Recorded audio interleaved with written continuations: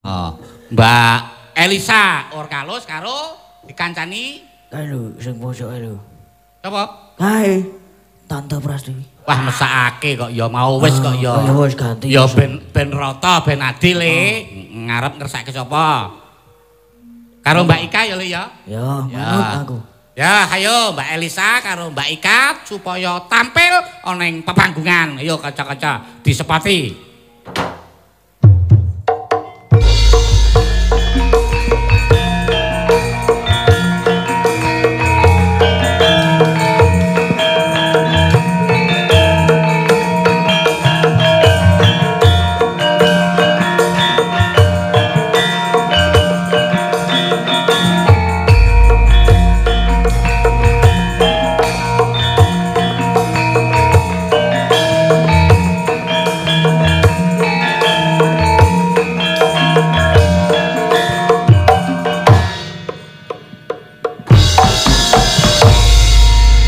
Ayo dibadekke le. Heeh. Mas Bagong. Hukum dalu. Dek Bagong. Iya, Dek Petruk. Pak Kareng, Pak Semar. Saya ganteng ya Saya Bagong. enggak gur grondong lagi. Heeh, grondong. Brondong. Iki botak. Dalange kok. Iki. Heeh. Kan grondong saya bagus. Kok aku Malah isin. aku ngrumasani ora ya? Aduh. Biasa wae. Oh iya. Nggih niki wonten Pak Geter, Nggih. Mas Gading sama menyampaikan ini Pak Tristianto sudah lama tidak sampun dangu mboten chat niki wau chat. Weh. Nggih sugeng dalu Pak Tristianto. Sudah nyawer ini 1,5 juta matur sembah nuwun. Wah, matur nuwun. Minta gending, gugur gunung, kursinden buat pecinta budaya wayang dan warga Laras semoga tetap sehat dan semangat. Khusus Mas Gading Pawukir kamu bisa lanjutkan. Ya. Buat warga Laras jangan menyerah dan tetap pertahankan warga Larasnya. Siap. Ya, siap. Nggih niki wau dari Pak Tristianto. Ya, nggih, diaturke matur Gugur sembah gunung, nuwun. nggih. Wah, jan. Iki mau pamundutan lelagon gagat injang. Mbak Ika karo Mbak Elisa supaya bawane apa sing kira-kira iso didum lan kompak. Ta, Le? Dandang gula mawon nggih. Oh, nggih, nderek. Yang Hayo rowang Dandang guloluk suling.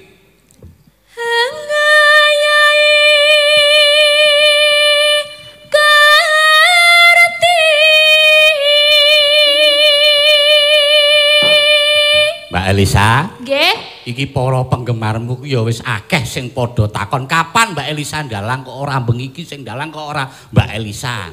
Cek tau ya besok kalau ditangkap lagi. Sabar karena Sabar. wayang Warga Laras itu pokoknya bukan kita yang menampilkan dalang ning manut request sing nanggap. Nah, toh juga Seliman niku murah nggih mboten awis monggo-monggo ditanggap nggih. Dasare Dalam mumpung pikir iki anu kata. ya Mbak Elisa wis Napa? ana kelonggaran. Ada kelonggaran pertunjukan wayang tetap boleh dilaksanakan. Dilaksanakan asal tetap pakai Protokol kesehatan. betul. Nek arep do kangen karo Mbak Elisa sesuk pertengahan Maret Mbak Elisa yo tampil neng Cilimen Warga Laras. Amin, mugi-mugi ulang tahun EFC rencananya. Ya betul. Lakone apa sesuk ngabari lho Sa. Cek, Pak. Heeh. Oke. Nora Kendat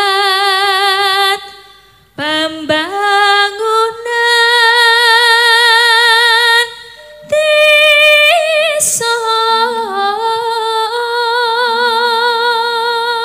Ya pernah nggone Tante Ika ya lho ya. Apa? Iya, aku mau lir-lir. Lah piye? Ngrungokke bawane lir-lir. Oh, Piye ngantuk? ora. Bobok piye? Wangsuli le. Ora.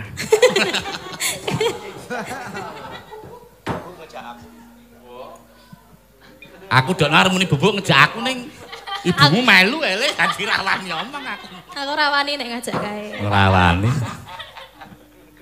Saiki ning dine ditut ke sapam aku. Nakal meneh. Ora seru-seru. Binut timure becik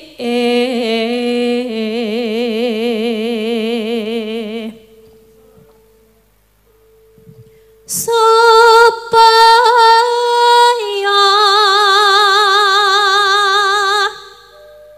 tansah maju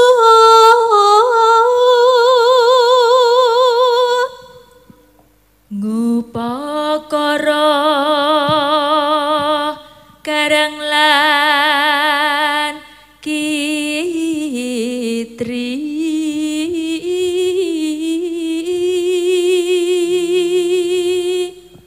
wis kono dum-dumane monggo guyub rukun tumandang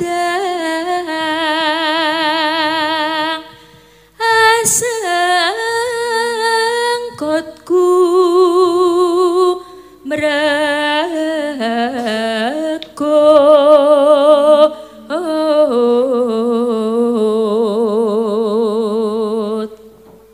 yo Tante Ika temah dadya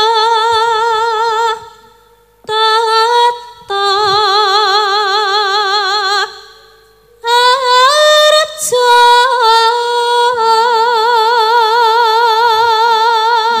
tulululul Enggak bawa suling kok Pak Geter? enggak ya lupa saya yani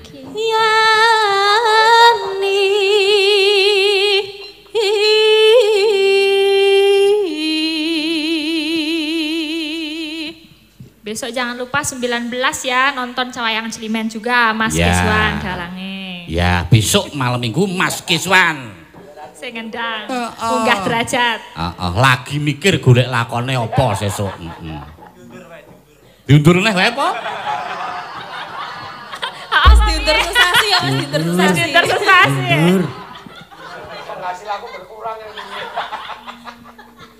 Murah Pak sandang pangan kanthi guyu aku. Yakti jero kutha desa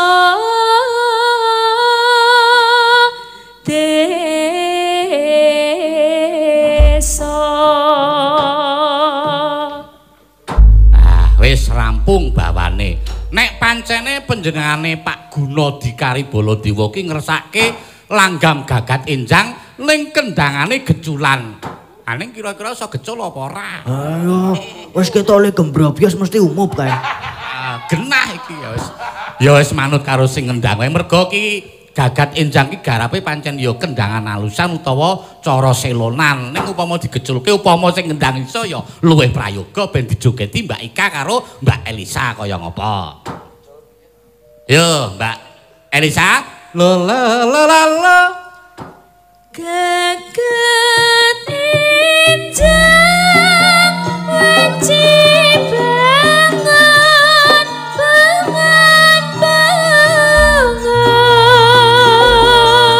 bangun terus ngalaman ngungon merohi tening abon kae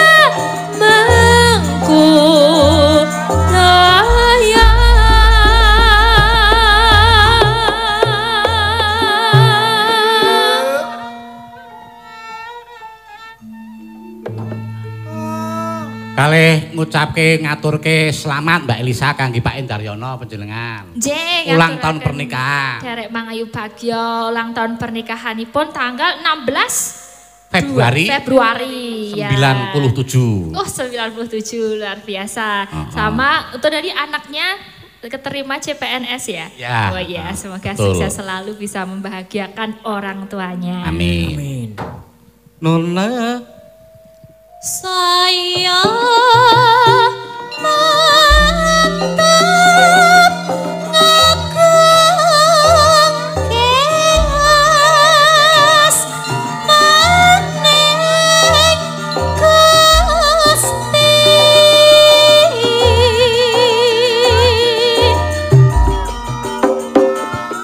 Maha asih saya pikan maha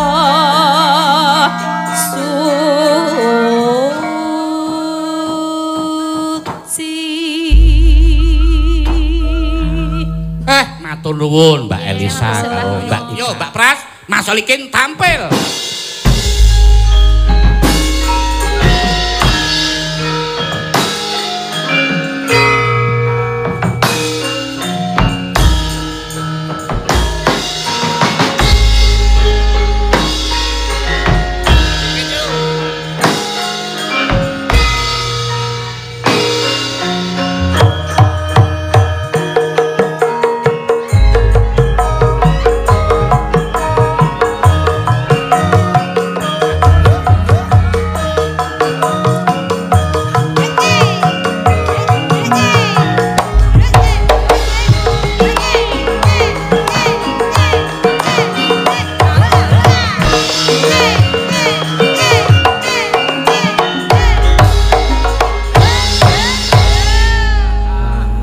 Halo wis ngadeg kae le. Wah, kita sambut bintang tamu malam ini Bu Mbah Prastiwi. Ojo mbah to le. Ya, Mbak Prastiwi.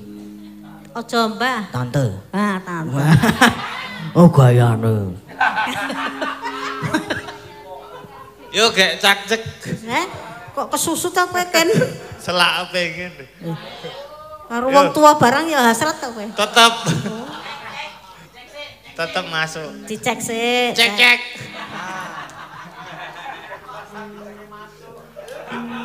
Kon pripun iki, Pak Mas? Nah iki panjenengane Pak Endaryono sing mengkugati iki ngersake caping gunung, Mas Solikin karo Bu Pras pinangka gantine Mbak Tati ning ngersake supaya dijenglengke. Lah engko nek jengleng Mas Solikin mengko karo jumbul ning manut kendang.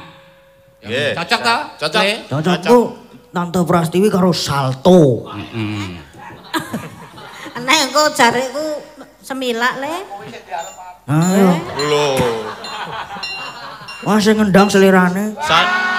Sing ngendang sapa le? Kae sapa kae? Sadar ora to kowe? Ki Genjik Suwarno. Ah, bengi iki sing ngendang Mas Kiswan Dwinawaika. Mergo Mas Mantri saiki ya duwe ayahan dhewe, dadi diparo sing penting kabeh jalan ya le ya. Wis iku ayo gek dibawani mengko ben dijoketi Mas Solikin ben digenjelengi Mas Solikin. Nggih, sak kamat-kamat kudune sing enom-enom kok ya aku to Mas Gading, Mas Gading. Sajake Ya ya. ora apa-apa to. Sajake ya ngefan Ora karo. ya suwe ra digenjleng to. Ngefan. Eh? Fan kipas angin lho. Ngefan aku. Ayo omong-omongan wong loro ki. Ora kok mau muni piye? Lah ya mau ora diwangsuli. Balenono. Wes. Masa kon baleni. Ya, engko mbok menok Lah ya wong tuwa rak ya suwe ra digenjleng to. Heeh, kok ngerti kowe? Lah ya ngerti wae. Engko tak genjleng ko.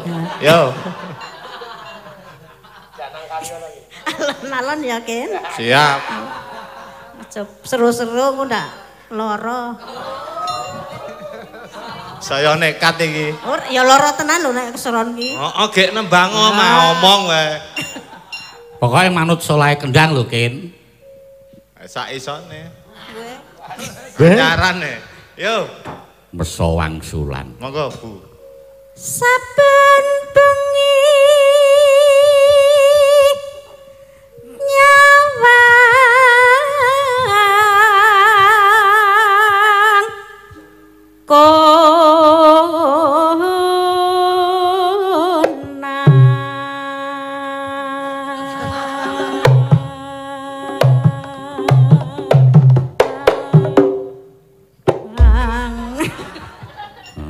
Lah kok ora kompak, Kin? Kurang dhuwur. Kurang dhuwur. Oh, iya. Pasangan. Kanca iki lek genjleng ya marem. Maksudnya pasangane to, Ban? Ya aku tak mancik ning Arep mancik ning gampang aneh-aneh wae. Yo, wis ning kono wae. ben pas. Yo engko rak suwe-suwe pas. Yen memajang mung karo janur kuning, janur kuning, janur kuning. Janur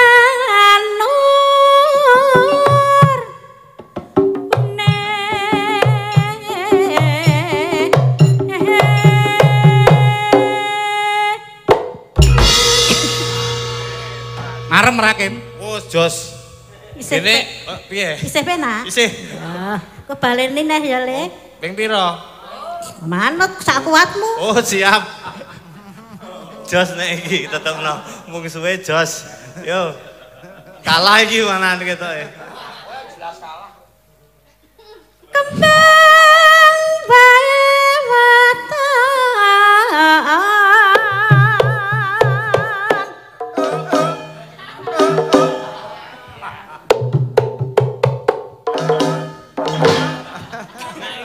Bebas iki.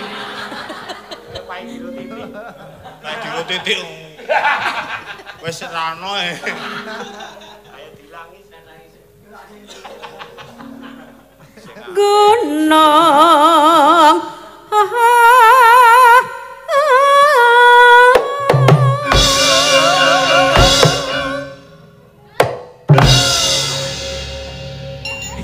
Cocok to?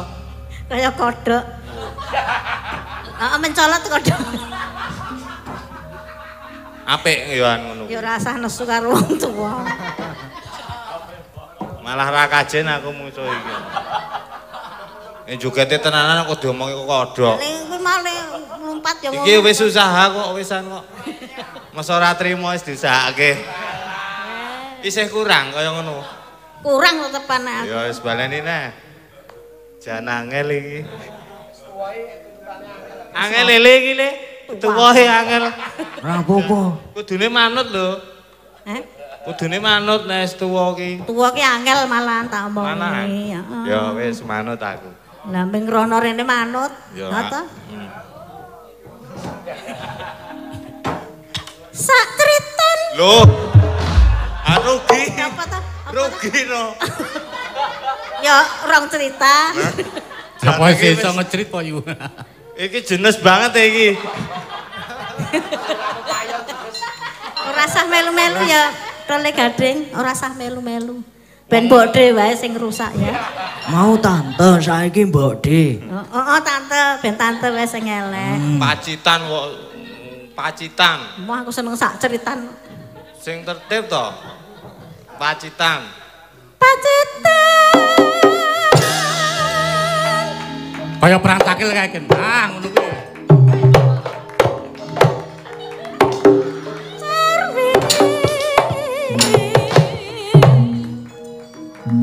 Ayo kon buka.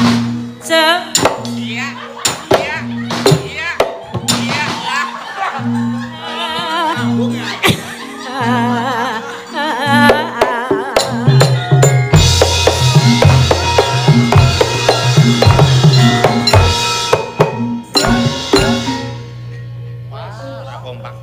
Kompak sih. Elek. Medun wae kowe ra kompak.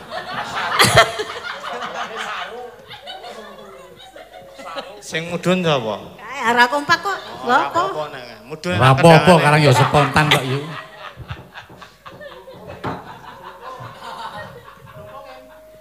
Panas.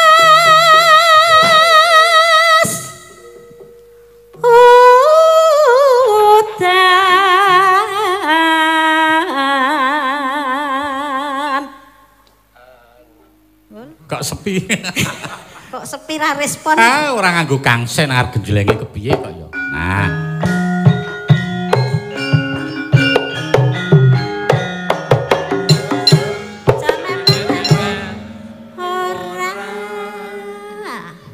Mepete ra gelem.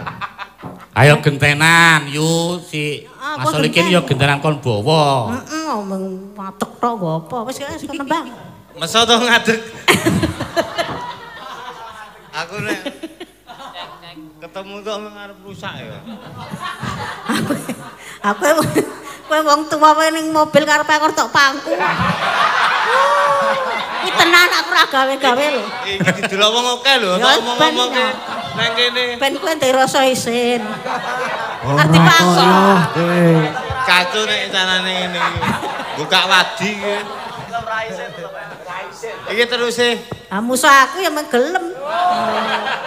Heeh wis teruse yo. Ya Teruse iki. Terus iki kowe kuwi. kowe Lah genteng. iya cakepane. Panas udan. Panas udan. Ayo malah.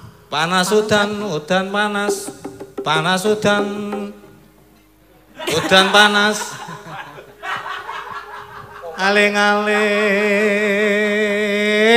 Apik suaramu. Apik diuji ya.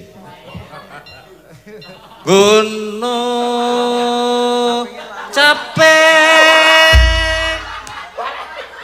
Masa nganggo Capingnya caping kering. kok? Ratri mau main gunung tok ya? Gunung.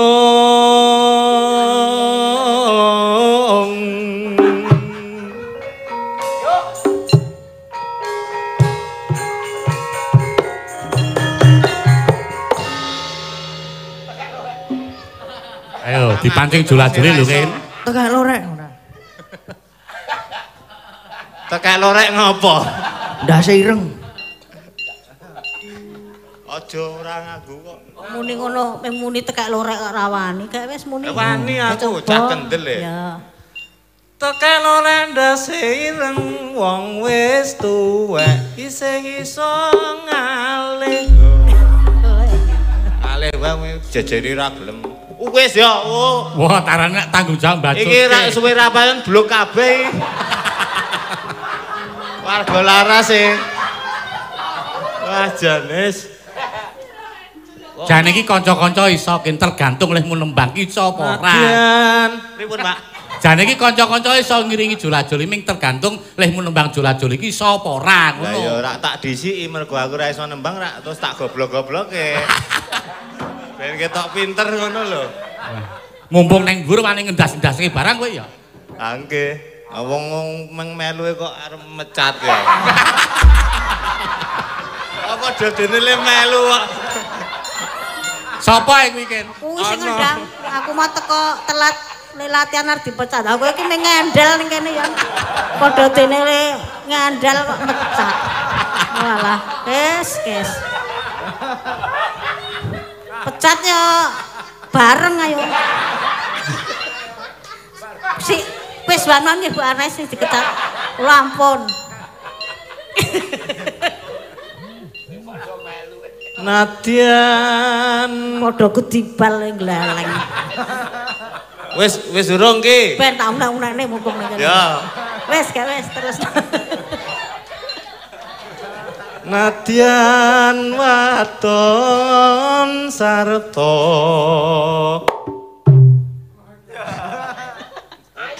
lana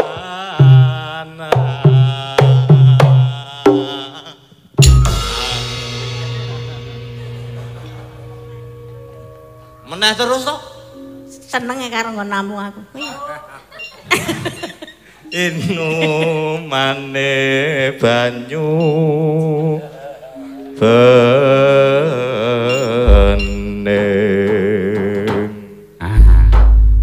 Iki lehmu joget pas nggon langgam kok nek gonggomenane ora apik aja takon dosa lho Ken. Tekan ngisor jotosi bareng. Wah. Jotos saiki boleh. Yo. Sae wangi yo saiki mak ngadeg kowe le. Ya to sik. Nek kae berhan. Nek gading duwe wewenang mecat. Ning aku aja ya le. Aku aja sike. Delo meneh le kae yo saya tuwa le. Ya tuwa saya. Ning ya aja saiki. Isih butuh tuku. Sesuk kon ngobong menyang ning kono kae. Ojokan kae. Ora apa-apa. Nggo ingkung. Dadi ingkung. Kae melu tampil kae. Muni apa kowe, Jo? Balenono coba. Dene mung wis loyo gleleng. Ayo dijogeti lho Mas Solikin. Yo yo. Dek jaman berjuang jor ngelingan anak lanang biyen tak openi ning saiki ana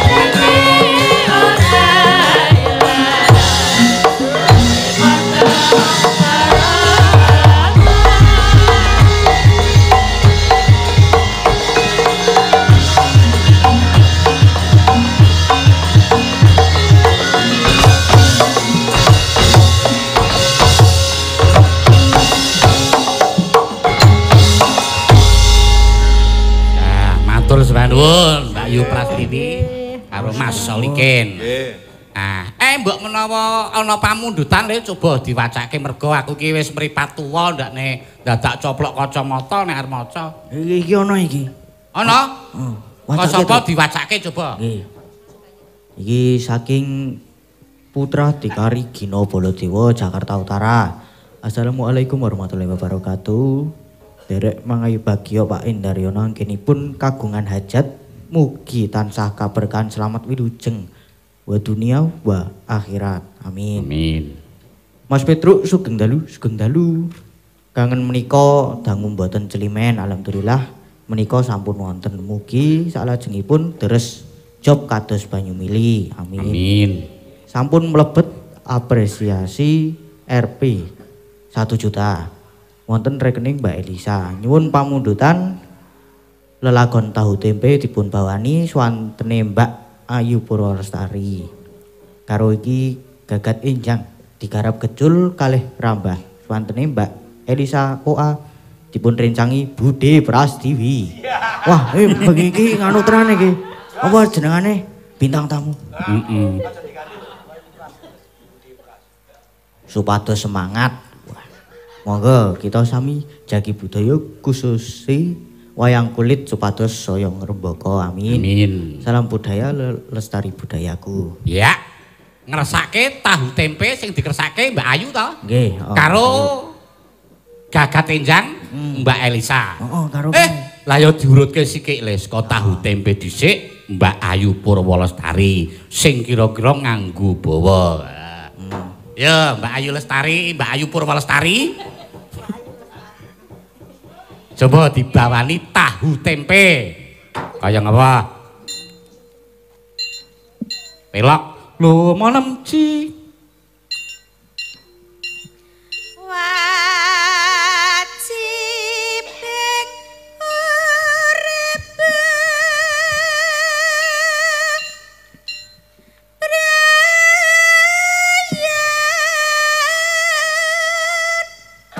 Sing gagat enjang Mbak Elisa ben dikancani karo Mbak Ika.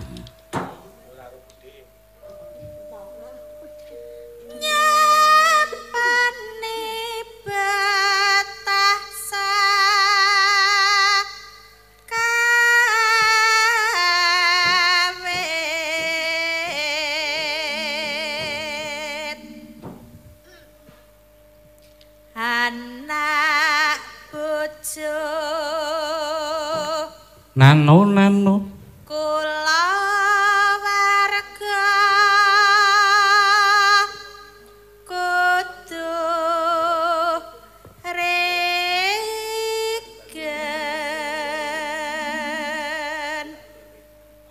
lan astiti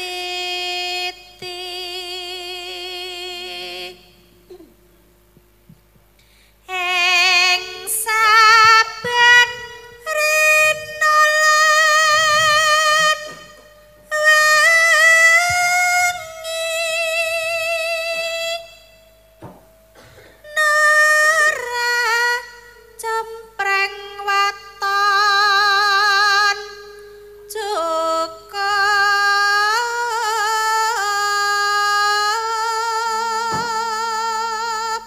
iki awake dhewe aku karo kowe aku karo anakku Gareng Bagong Petruk sesuk isih dikersake duet meneh kelir loro nek ora kelir loro ya gentenan karo Gading tanggal 17 neng Temanggung sedina apa kuwi sewengi muput muga-muga ora dibatalke ora ditunda ya Le ya tenane tenan stamina Truk. Wah iya kok stamina ndak ngene ku. Turu ketku. Ayo. Sesuk tanggal 17. Mergo Petruk karo Bagong iki selawase ya pengalaman pertama ki lagi sesuk tanggal 17 kuwi melu mayang sewengi mula ya leh muturu sesuk rong dina rong bengi dhisik ya Le ya. Heeh. Nek perlu ya setahun setengah. Kaya Kumbakarna. Ya, nano.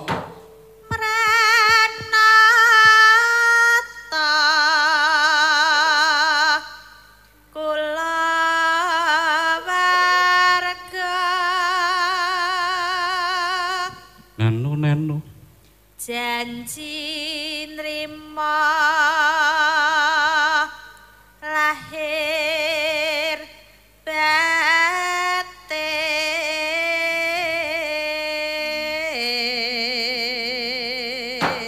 Kowe kok ora nganggo suling rasah.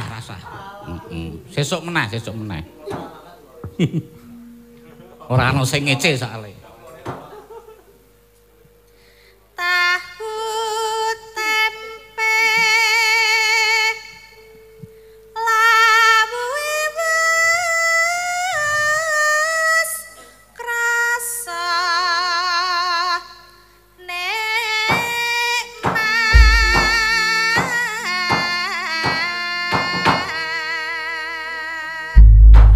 Yo, kaya ngopo?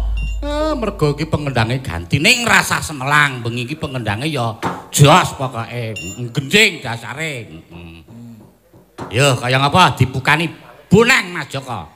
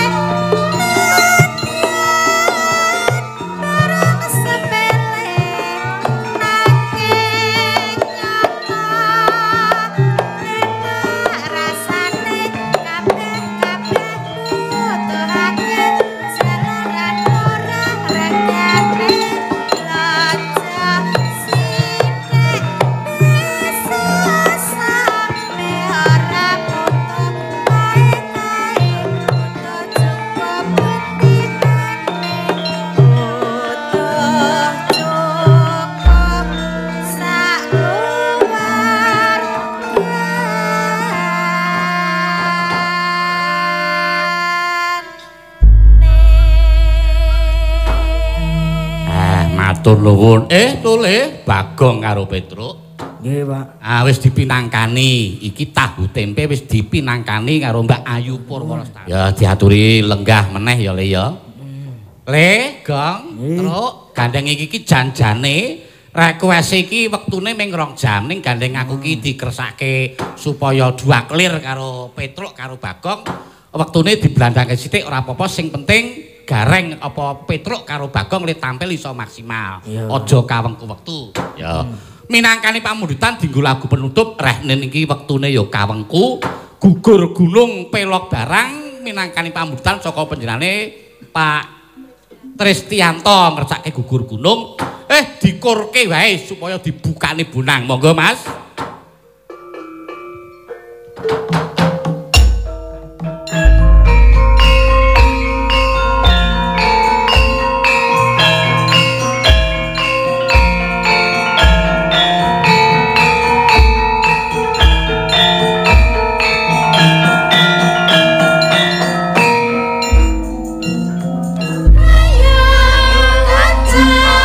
Ayai karyani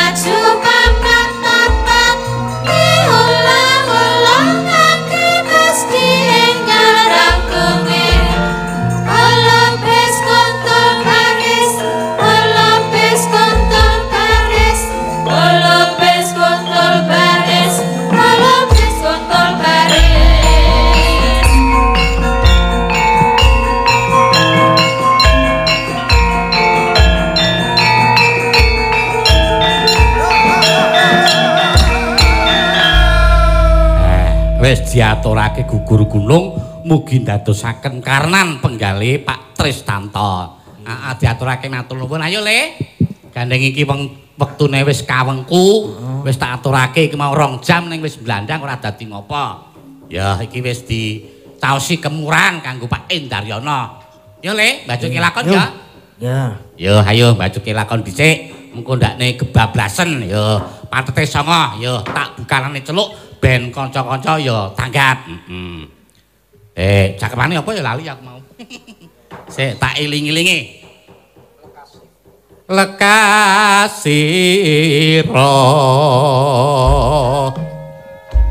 mituwase Gusti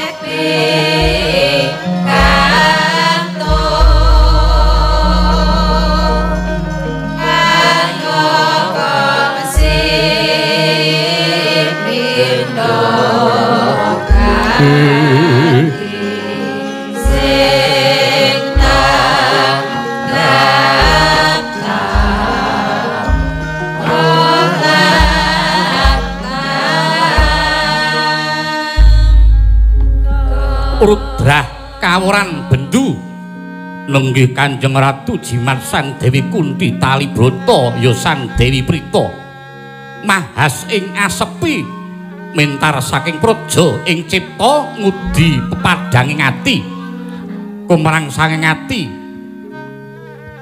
raos minta adil tan bangkit pinambeng tansah anenutuh diri paramarga ingkang tinempuh mahas ing asepi ame lalu lampus diri yen datan kasembadan ingkang sinedya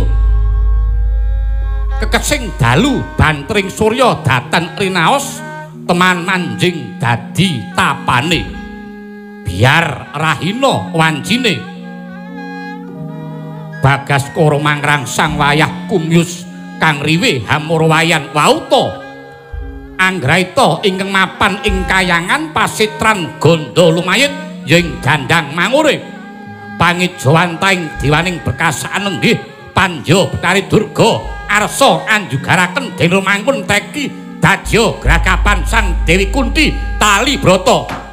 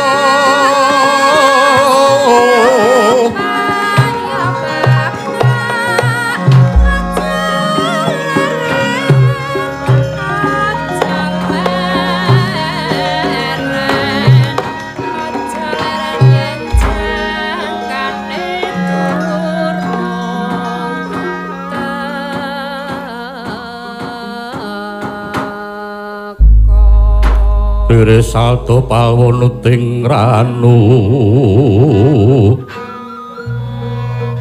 tresing karsanira dening kanyut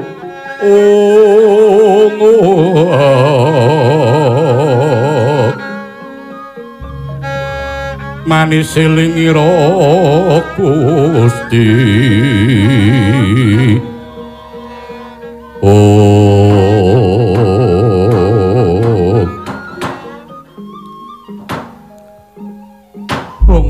Raja Dewata Hastuta Hastuti sumurup Netya Prayodya pukulun Pandya Batari Durga rawuh paduka keparenga kula ngaturaken sumungkeming pangabekti kula mugi konjuk pukulun. Lae. Ya Kunthi. Tak tampa dadekke gedhe ning atiku.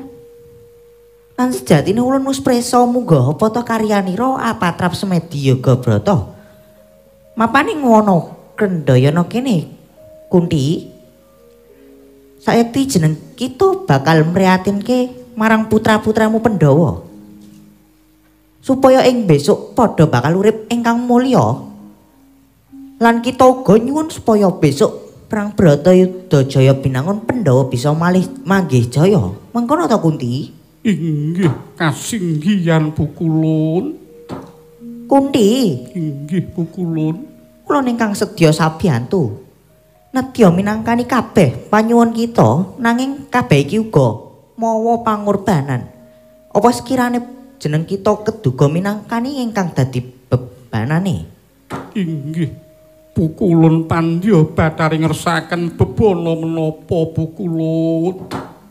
Saranane ya kuwi. Kita kudu nganakake sesaji ingkang saektine wis watara suwe tak idam-idamake. Sesaji ingkang wujudipun menapa pukulun? Ulun sajen ana wujud ting bekakak kang dumadi saka wedhus lanang ules wrekta utawa menda. Udu menda. Lanang ules abang. Piye? Pukulun menawi namung wujuding menda menika gampil boten ngantos gancaran dinten tumuli badhe kula aturaken pukulun.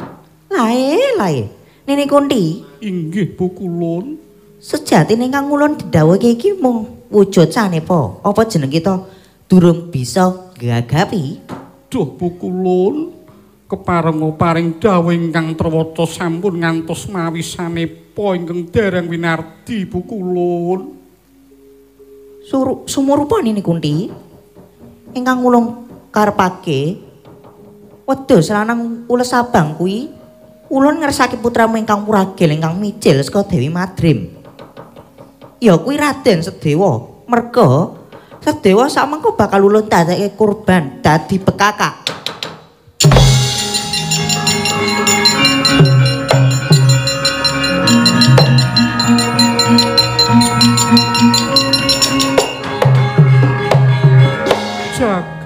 Jagat pancen bener kowe kuwi sawijining widodari nanging watakmu angkara murka nista budimu ambeksia.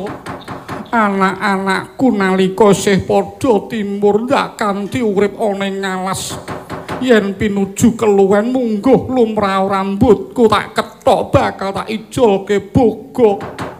Banjur gunane apa? Yen uripe anak-anakku yen to gelem ora gelem aku kudu ngorbanake anakku Ragil Sedewa. Ya senadyan iku anakku kuwalon nanging wiwit brol linairake dening Yai Madrim.